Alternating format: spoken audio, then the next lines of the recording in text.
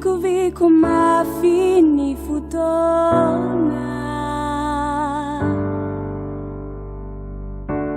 ny minitra sy ny ora miovatana te samy mikiaroka zay maso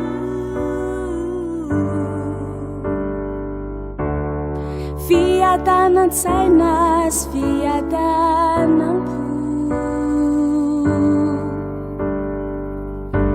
miazakazaka tsisy tele mandrora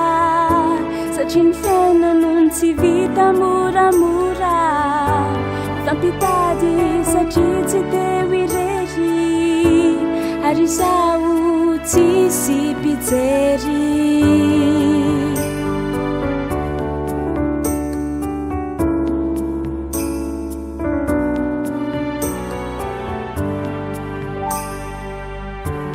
tsy misy mahalala zay ho avy fa samy mifikitra sy miady mba ahazo taratra zavana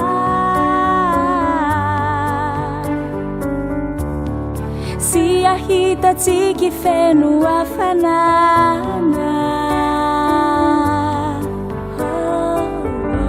miazakazaka tsisy tele mandrora satria ny fiainana tsy vita moramora fampitady satria tsy teo irery ary zaho tsisy mpijery indroko ny tenako mamikovico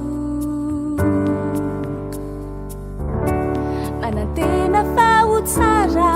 ny ampitso